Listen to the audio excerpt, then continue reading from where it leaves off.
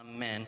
Si me acompañan al libro de Jeremías, capítulo 29, verso 11, Jeremías 29, 11, y el título es Un futuro lleno de esperanza. ¿Cuántos tienen esperanza en Cristo? Amén. ¿Si tienen ahí la palabra de Dios? Porque yo sé los planes que tengo para ustedes, declara el Señor, planes de bienestar y no de calamidad, para darles un futuro y una esperanza.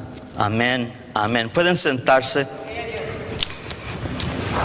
Una de las grandes incertidumbres del hombre es que no sabe en sí el ser humano dónde está su destino, a dónde va. Y a veces el hombre escribe su propio destino o forja por escribir su propio destino. Pero sabemos que muy bien que hay una esperanza en Cristo para todo que cree en Cristo. Y nosotros tenemos un destino delante de nosotros. Ahora, cuando hablamos de destino, estamos hablando acerca de un futuro. Y a veces lo referimos a un pasado que los lleva al presente hacia el futuro. Y es lo que Dios hace en nuestras vidas. Los trajo del pasado hasta hoy en el presente para llevarlos a un futuro. También, cuando hablamos de esto, hablamos también de Israel.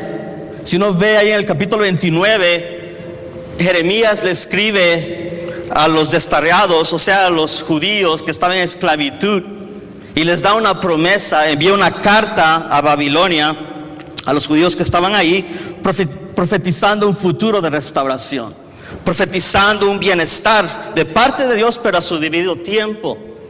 Recuerde que estaban en cautividad, y estando ahí, Dios no los abandonó, Dios no los dejó. Siempre cuidó de ellos. Aun cuando estaban en esclavitud, Dios prometió estar con ellos. Sabemos que dentro de los planes de Dios existe lo que es y se llama sus atributos. Dios es todopoderoso, Dios es unificente y omnipresente. ¿Y qué es esto? Que Dios es todopoderoso, todo lo sabe y Él está en todo lugar. Amén. ¿Cuántos están de acuerdo de eso? Sabemos que los planes de Dios y su soberanía existe porque Dios es real. Dios es real. No tenemos un Dios muerto, sino un Dios de vivo. Y Dios, nuestro Dios, es un Dios de vivos y no de muertos. El libro de Jeremías nos promete un futuro. Así como a Israel, también Dios promete un futuro a su iglesia, a su pueblo. ¿Cuántos acá son pueblo de Dios? Y en esos tiempos de esclavitud, Dios les da esa promesa. Y les dice que los va a librar a ellos en cierto tiempo, al tiempo del Señor. Eso estaba en los planes de Dios. Ahora nosotros tenemos que saber cuáles son las promesas de Dios. ¿Cuáles son las promesas de Dios para nuestras vidas? ¿Cómo podemos obtenerlas? Ahora, veamos 4 cosas importantes de este pasaje. Veamos el contexto de este pasaje, lo que dice ahí mismo donde leímos. Dice, porque primeramente Dios tiene pensamientos para nosotros. Dios tiene planes para nosotros. Él piensa el bien para nosotros. Dios no piensa el mal para nosotros. Tenemos un Dios que siempre está planeando nuestro futuro, pero depende de nosotros si anilamos nuestras vidas en sus planes y en su perfecta voluntad. El deseo de Dios y los pensamientos de Dios es para nosotros paz. Repita conmigo, paz. Bienestar, repita, bienestar. Dios tiene paz y bienestar para nosotros, un futuro glorioso, así como Israel le prometió ese futuro. Mira lo que dice ahí en Jeremías 29:11. Porque yo sé los pensamientos que tengo para ustedes, dice el Señor, planes de bendición y no de maldición, para darles un futuro y una esperanza. Si uno lee el libro de Deuteronomio, uno encuentra ahí los beneficios de la obediencia, los resultados. Pero también en el mismo capítulo uno encuentra versículos aquellos que se rebelan contra Dios, las maldiciones. Dios no desea el mal para el hombre. Creo que Dios es amor, y Él desea que el hombre tenga paz y bienestar en su vida. Este pasaje que leímos es bien citado. Es un versículo bien conocido, muchos lo conocemos, incluso tenemos cuadros, me imagino, en nuestros hogares con este versículo. Pero aún incluso en BibleGateway.com dice que este versículo es el más leído. el más leído en la internet. ¿Por qué? Por su fama y su mensaje. Porque es un mensaje positivo. Aunque si uno lo lee y lo sacamos fuera de contexto, le está hablando a Israel. Recuerden que Israel era un pueblo rebelde y Dios estaba trabajando en sus corazones. Dios estaba trabajando en sus vidas y Dios quería mostrarles la salvación. Y este versículo nos da esperanza, este versículo los acerca a Dios. Sabemos que Dios es bueno y que sus planes son perfectos, que la voluntad de Dios es perfecta y que hay esperanza en Él. En Cristo tenemos salvación y esperanza.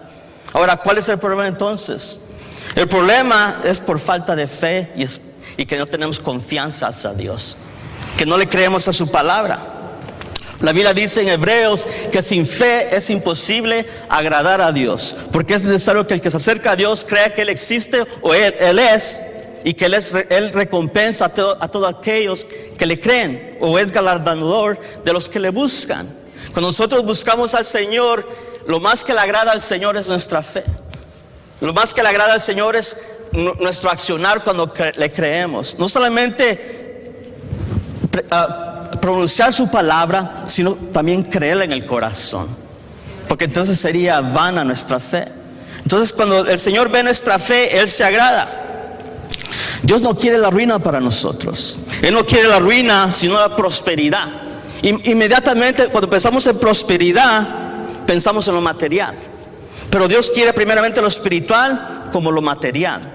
Recuerden, no dije material primero, sino espiritual. Porque la Biblia dice en el libro de Juan que en el principio era el verbo y el verbo estaba con Dios y el verbo era Dios. Y por Él fueron todas hechas las cosas. Y nada de lo que es no ha sido hecho por Él.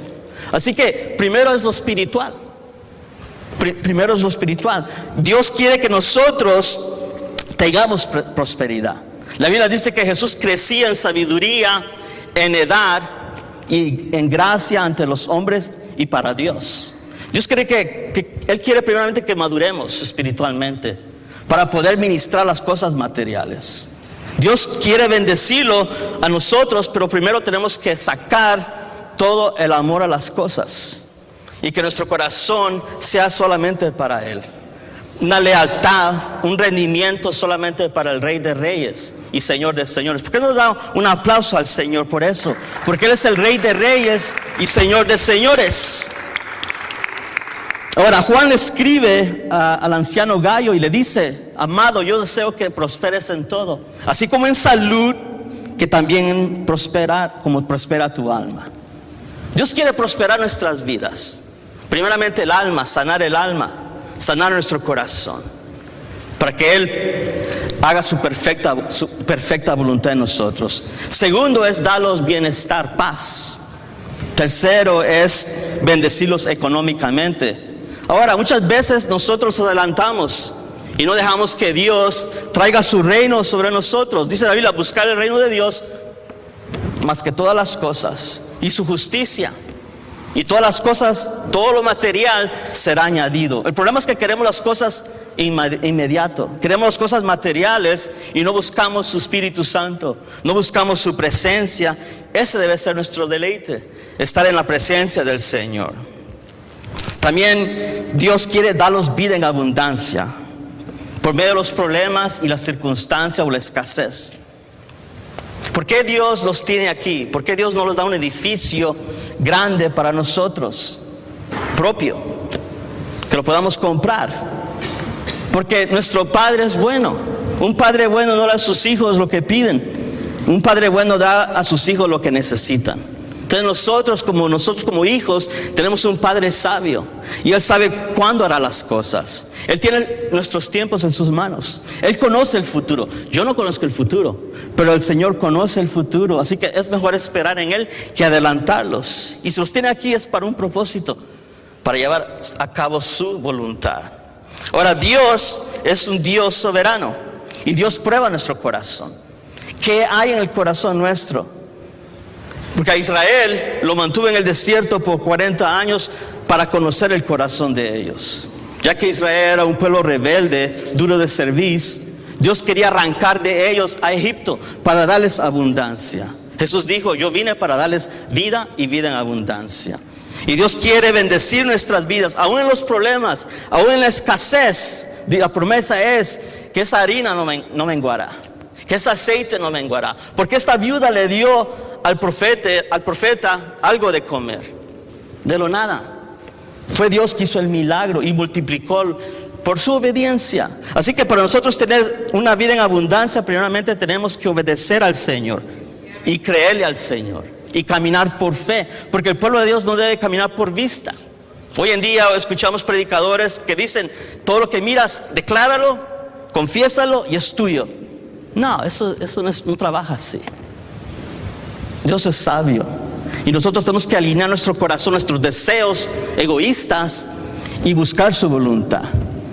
Por eso cuando oramos, nosotros debemos decir: que se haga tu voluntad, no la mía. Porque mis planes no son perfectos, pero los planes de Dios sí son perfectos.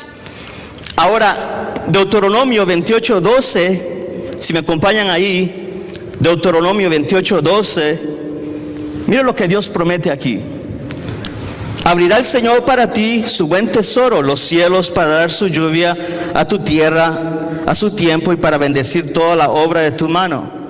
Y tú prestarás, eso me gusta, tú prestarás a muchas naciones, pero no tomarás prestado. Para que eso se cumpla, tenemos que primero ir al libro de Malaquías y ser fiel en todo al Señor. En lo poco que el Señor te da, Él te lo va a multiplicar. Porque la promesa es: Él abrirá las ventanas de los cielos y derramará bendición hasta que sobreabunde. O sea que no te va a faltar, no tendrás necesidad. Pero primeramente tenemos que rendirle a Él nuestro corazón. Él quiere bendecirlos, pero primeramente tenemos que rendir todo nuestro ser al Señor de señores. Jesús dijo: guardaos de la avaricia, o sea, de la codicia, guardados del egoísmo. Porque Jesús dijo: porque la vida del hombre no consiste en la abundancia de los bienes que posee. Nuestra vida es pasajera. Dice la Biblia que somos peregrinos, que vamos solamente de caminada en esta tierra hacia la patria celestial. Hay una eternidad que los espera. Hay un canto que se dice, el canto, cuando ya se pase lista. Amén. ¿Cuántos tienen su nombre escrito en el libro de la vida? Amén. Pero primeramente tenemos que caminar este camino en obediencia, en fe y con esa esperanza. Pero también Dios quiere que esperemos en Él. No solamente dalos bendición, dalos prosperidad, pero que los ocupemos mientras esperamos, que les sirvamos. ¿A qué te llamó el Señor? ¿Cuál fue tu llamado? ¿Qué te puso el Señor a hacer? ¿O qué anhelas hacer para el Señor? ¿O has dejado de hacer? Tenemos que preguntarle esas preguntas al Señor. Mira lo que dice Jeremías 29, versículo 4 y versículo 5 y el 7. Jeremías 29, 4, 5 y 7. Mira lo que estaban haciendo Israel mientras estaba en esa cautividad. Mira el mandato del Señor. Mira lo que el Señor les dice. Así dice el Señor de los ejércitos, el Dios de Israel, a todos los desterrados. ¿Quién son los desterrados? Israel. ¿Y qué es un desterrado? Es alguien, un individuo que es deslojado de su territorio por orden judicial o orden gubernamental. Y el pueblo de Israel fue saqueado de su territorio, de Israel, de Jerusalén, y fueron llevados cautivos por 70 años a Babilonia. Y este pueblo, el Señor les dice a los que están en cautividad, mira el versículo 5, edificad casas y habitarlas, plantad huertos y coman de su fruto. Y el versículo 7 dice: y busquen el bienestar, o sea, la paz de la ciudad a donde los he desterrado, y rueguen al Señor por ella, porque en su bienestar tendrás bienestar. ¿Cuál es el deseo de Dios para su pueblo? ¿Cuál es el deseo de Dios para nosotros? Hay dos cosas aquí que vemos.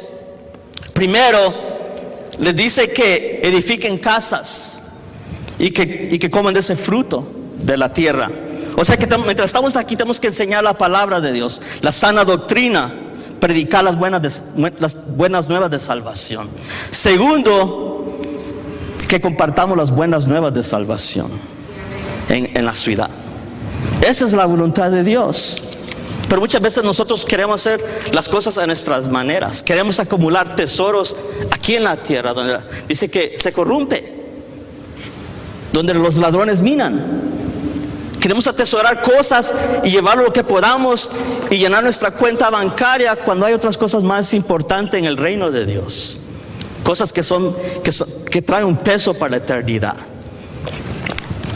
Lo segundo que Dios tiene para nosotros son sus planes.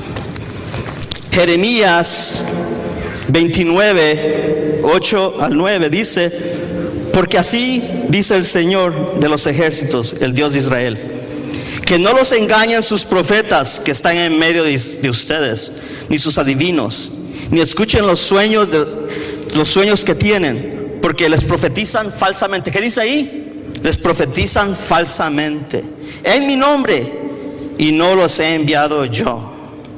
Jesús dijo: cuidado de los falsos profetas, cuidado de los lobos que vienen a vosotros con vestidos ¿de qué? De ovejas. Pablo dijo que en medio de nosotros se levantarían falsos profetas, falsos maestros. Jesús lo profetizó. Así como lo hubo en el tiempo de Israel, que se levantaron falsos profetas, también en nuestros tiempos se levanta gente tratando de estropear la obra de Dios, tratando de destruir los planes de Dios. A veces las personas que más se interponen en nuestras vidas pueden ser nuestros familiares. Puede ser tu mejor amigo, tu mejor amiga. Puede ser un problema. Puede ser a veces una enfermedad.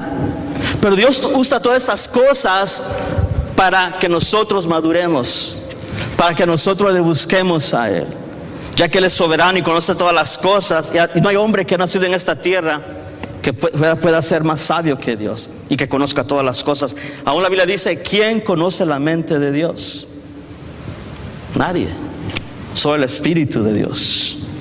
Ahora, los falsos profetas en ese tiempo, si uno lee el libro de Jeremías, el capítulo 28, ahí vemos que se levanta un hombre llamado Ananías. No lo levantó Dios, se levantó él mismo, profetizando libertad, diciendo que en 2 años el yugo de Babilonia iba a ser quebrantado. Pero si el plan de Dios era que ellos estuvieran 70 años ahí, entonces estaba hablando mentira y estaba llevando al pueblo de Israel a cometer adulterio. Porque cuando uno le cree a la mentira y no a la verdad, uno se puede volver idólatra. Por eso nosotros tenemos que estar cerca del Señor y no escuchar el mal consejo, porque el mal consejo te puede apartar de Dios. Una palabra vana te puede robar la bendición. Un profeta se puede levantar diciendo: así dice el Señor, cuando no fue el Señor que habló. Jeremías era un hombre de Dios. Incluso la Biblia dice que era el profeta llorón. ¿Por qué llorón? Porque era un profeta de sufrimiento. Este hombre conocía del Señor, y Dios no había levantado un profeta de verdad como el profeta Jeremías. Un hombre que conocía la voz de Dios y que transmitía la palabra de Dios al pueblo. Hacía saber al pueblo que estaban mal. Pero los profetas falsos endulzaban el corazón del pueblo con mentiras, prometiéndoles libertad, prometiéndoles riquezas. Como hoy en día, ¿no? Dios te quiere prosperar. Trae tu semilla de fe. Mentiras. ¿Por qué a Dios prospera a unos y a otros no? ¿Sabes por qué? Porque si Dios te prospera, te apartas de Él. ¿Pero por qué Dios prospera a otros? Porque Dios conoce el corazón y sabe que los que prosperan, porque la Biblia dice que en lo poco eres fiel, vas a ser fiel en lo mucho. Pero hoy en día vivimos un evangelio que usan la Biblia como una fuente de negocio, fuente de ganancias. En ese tiempo ofrecían mentiras cuando Dios no había hablado. Ahora, este profeta Ananías profetizó diciendo: así dice el Señor de los ejércitos, el Dios de Israel: he quebrantado el yugo del rey de Babilonia. ¡Qué mentira! Dice la que Dios le quitó la vida en 1 año, lo mató. En el capítulo 29 se levantan otros profetas, también empezaron a hablar falsamente. A veces nos adelantamos en lo que Dios ha dicho. Tenemos que tener cuidado y conocer su voluntad antes de hablar. Tenemos que conocer sus promesas, y sus promesas están aquí.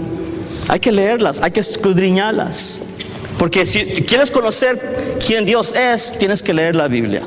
Porque la Biblia dice que el prójimo no le enseñará a su prójimo, ni el grande al pequeño, sino que todos me conocerán.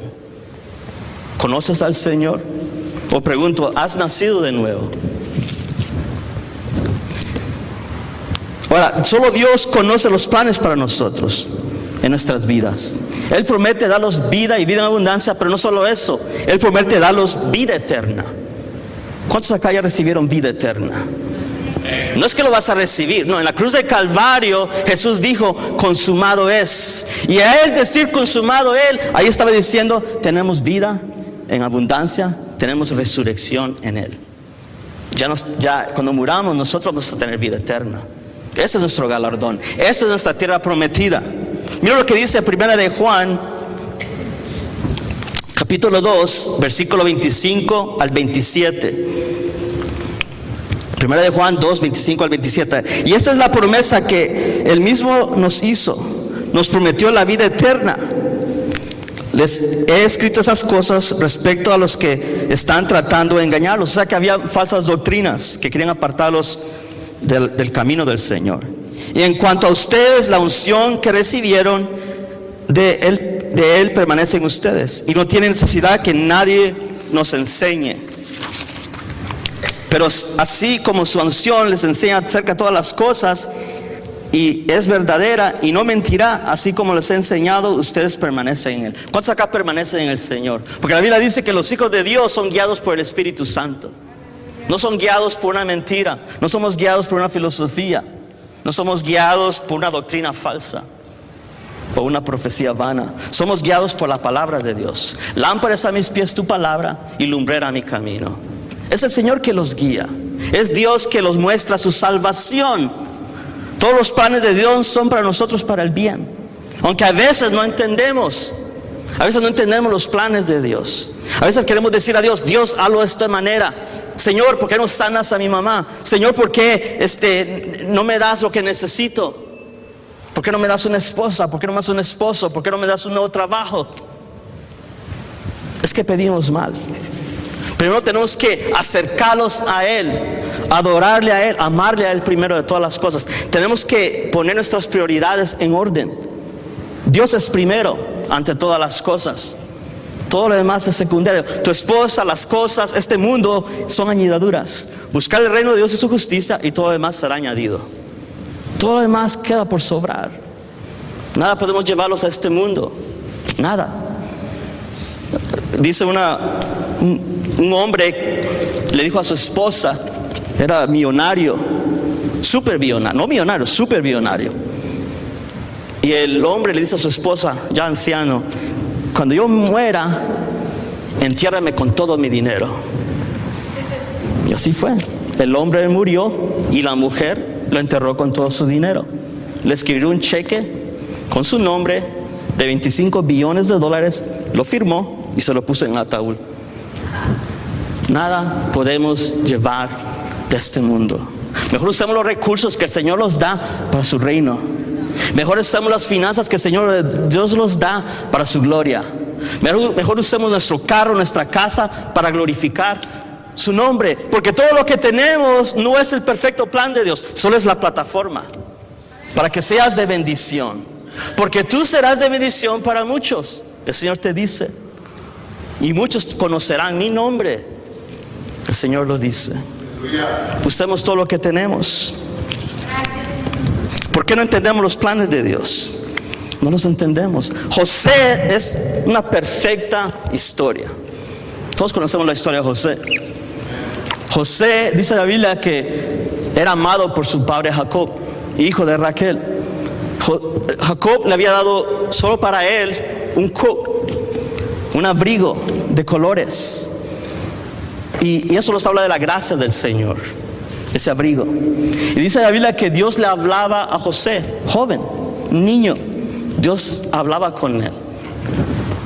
José escuchaba la voz del Señor y Dios le dio un sueño. El problema que en este sueño es que se lo contó a sus hermanos y lo odiaron y se pusieron celosos. En este sueño el Señor le mostró que las estrellas, la luna y el sol se postraban ante él. Y manojos del campo también se postraban ante él. Y ellos se enojaron, sabían que hablaban de ellos. ¿Y qué hicieron con José joven? Lo vendieron como esclavo, mataron un cabrito, usaron su coat, su abrigo, como para decir que con la sangre del cabrito, parece que una fiera lo había devorado. Y fueron con las malas noticias a Jacob. Y fue vendido a Egipto. Y ahí el Señor lo tenía. Y dice la Biblia que este hombre fue vendido, este joven fue vendido a Potifar. Y Dios estaba con él. Él no entendía por qué. Si Dios le había mostrado un sueño tan glorioso, bajo la unción de Dios, bajo el poder de Dios, un sueño revelativo, una visión. Y él se compartió, él con gozo la compartió inocentemente. Pero él se veía en ese sueño con gloria. En ese sueño él se miraba lleno de todo poder. En ese sueño se miraba prosperado, pero ahora estaba de esclavo en la casa de Potifar. Y dice que esta mujer, la mujer de Potifar, le puso una trampa, lo seducía. Y este joven fue llevado a la cárcel. Y de ahí Dios estaba con él. Pero José no entendía, aún no entendía lo que estaba pasando, pero Dios estaba con él.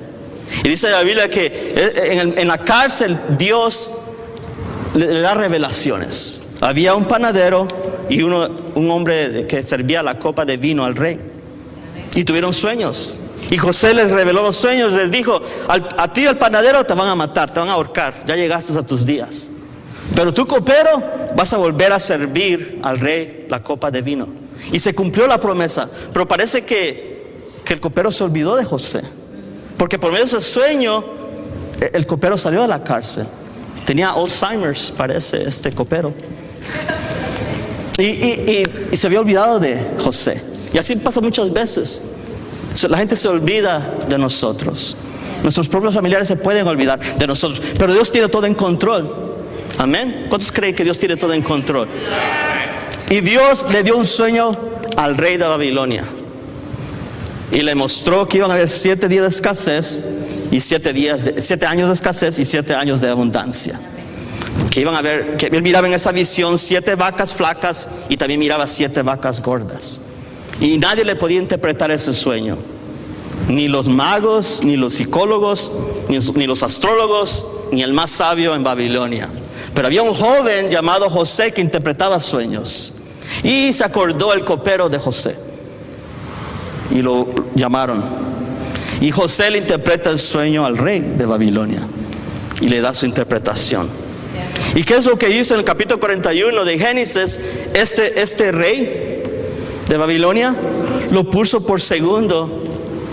En todo Egipto le dio el poder, le dio un anillo, le dio lino, le dio poder, le dio lo que José había visto en el sueño, la gloria. Pero mire el trasfondo de la historia, desde el comienzo hasta su fin. ¿Cuánto sufrió José? Fue traicionado, fue vendido, fue seducido, lo metieron a la cárcel, fue prisionero. Y a veces sí nos encontramos nosotros emproblemados. Y a veces nosotros mismos nos metemos en esos problemas porque no buscamos la voluntad de Dios. Pero José no había pecado. Era la soberanía de Dios que estaba sobre él. Era la promesa de Dios que estaba sobre él. Y cuando uno lee la Biblia, si vamos a Génesis 50, versículo 16, miren ahí el resultado del plan perfecto de Dios. Génesis 50, 16. Aquí los hermanos enviaron una carta a José de parte de Jacob, de su padre, pidiéndoles perdón. Porque recuerden que lo habían traicionado, lo vendieron. ¿Qué dice ahí? Génesis 50, 16. Te ruego que perdones la maldad de tus hermanos y su pecado, porque ellos trataron mal. Y mira lo que dice más adelante en Génesis 20, 21. Vosotros pensasteis hacerme mal, pero Dios lo tornó a bien para que sucediera como vemos hoy, y se preservará la vida de mucha gente. Ahora pues, no temáis, yo probé para vosotros, para vuestros hijos, y los consoló y les habló cariñosamente. O sea, hubo reconciliación. Lo que ellos tramaron para mal, Dios lo tramó para bien.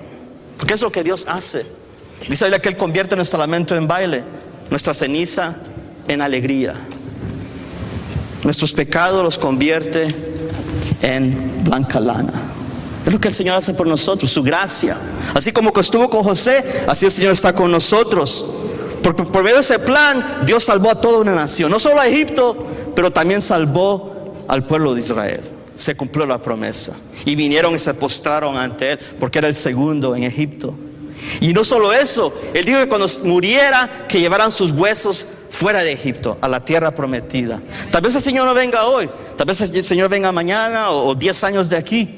Tal vez muramos antes que Él venga, pero el Señor promete llevarlos a la tierra prometida. Porque hay un futuro para el Hijo de Dios. Hay una vida venidera. Romanos dice, y sabemos que a los que aman a Dios todas las cosas les ayudan a bien. Esto es, a los que conforme al propósito de Dios son llamados. Tercero, mira lo que dice ahí. Todo es al tiempo de Dios. Jeremías 29:10. Pues así dice el Señor: cuando se hayan cumplido en Babilonia 70 años, y yo los visitaré y cumpliré mi buena palabra de hacerlos volver a este lugar. O sea, volverlos a Jerusalén, que iba a haber restauración. El creyente debe esperar en el Señor, tener paciencia. ¿Cuáles son los frutos del Espíritu? Paciencia. Y es lo más difícil para nosotros: esperar. Esperar en el Señor no es fácil, pero cuando esperamos, el Señor cumple su promesa. Amén. Pero a veces queremos cambiar los planes de Dios, queremos adelantarlos y somos impacientes. Pero cuando esperamos, el Señor nos da fruto de esa paciencia, ve el resultado. Deuteronomio 5:32 al 33. Mira lo que dice ahí. Así que cuiden de hacer tal como el Señor su Dios les ha mandado. No se desvíen a la derecha ni a la izquierda. El versículo 33. Anden en todo el camino del Señor su Dios les ha mandado, a fin de que vivan y les vaya bien, prorrogando sus días en la tierra que van a poseer. Antes de ir, tenemos que caminar el camino del Señor, en la senda antigua. Tenemos que caminar en su voluntad. No en nuestro propio camino, sino en el camino del Señor. No en nuestros propios deseos, sino en la voluntad del Padre. No en nuestros propios sueños, sino en la visión del Señor. ¿Y cuál es la visión de Dios? Que traigamos su reino a esta tierra, que manifestemos su gloria, que transmitamos su amor, que transmitamos su paz, que prediquemos su palabra y que seamos de testimonio para Él. Ese es el mandato del Señor. Esa es la bendición de Dios. Y sabía que la bendición de Dios no añade tristeza. Predicar la palabra de Dios no es tristeza, es un gozo. Yo venía en el carro diciendo al Señor: Señor, dame gozo al predicar tu palabra, porque tu gozo me fortalece, tu gozo me insta, me da fuerzas. Oh, gloria al Señor por su gozo. Ahora, lo cuarto que Dios quiere es que le busquemos de todo corazón, que busquemos su presencia. Jeremías 29, versículo 12 al 13, dice: ustedes me invocarán. Mira qué bueno es Dios. Él tiene una cita con nosotros. Siempre está el Señor ahí. Y dice: ustedes me invocarán. ¿A quiénes invocamos? A Jesús, amén. Y vendrán y rogarme, y yo los escucharé. Me buscaréis, me encontrarán cuando me busquen de todo corazón. O sea, en adoración. Repita conmigo: en adoración. Me dejaré hallar de ustedes, declara el Señor, y restauraré su bienestar. Y los reuniré de todas las naciones, de todos los lugares a donde los expulsé, declara el Señor. Y los traeré de nuevo al lugar donde los envié al destierro. Dice en Deuteronomio que si desde ahí buscares a Jehová, lo hallarás. Si nosotros nos disponemos a buscar al Señor de todo corazón y no buscar nuestros propios beneficios, y dejar al lado todos los que los impide buscar al Señor, todo lo que impide que nos acerquemos a Él, todas las distracciones, todo lo materialismo, toda la concupiscencia. ¿Sabe qué significa concupiscencia? Es amor hacia lo material, pero también tiene otra definición. Es un deseo sexual, sensual. Si nosotros arrancamos de nuestros corazones cosas que nos afectan en nuestro caminar y buscamos al Señor, Él promete manifestarse en nuestras vidas. Yo antes de convertirme le pedí al Señor que lo quería conocer. Me regalaron una Biblia, tenía 19 años, me dieron una Biblia La empecé a leer, 6 meses completo. Y Dios me hablaba por medio de la Biblia. No tenía religión, no tenía una iglesia, pero empecé a buscar al Señor. Empecé a buscar a ese Jesús. Empecé a leer el libro de Juan. Empecé a leer que Él es el camino, la vida y la verdad. Esas palabras me conmovieron. Esas son las palabras que me convirtieron en sí. Y empecé a creer. Y me humillé ante el Señor. Le pedí perdón. Me acerqué a Él y Él se manifestó en mi vida. Y me habló. Y me tocó. Su voz audible, su presencia, su luz me invadió toda mi recámara y mi vida. Y mi vida cambió. Eso es lo que hace el Señor. Pero tenemos que buscarle en adoración. O sea, de corazón. No de labios. Porque la Biblia dice que este pueblo de labios me adora.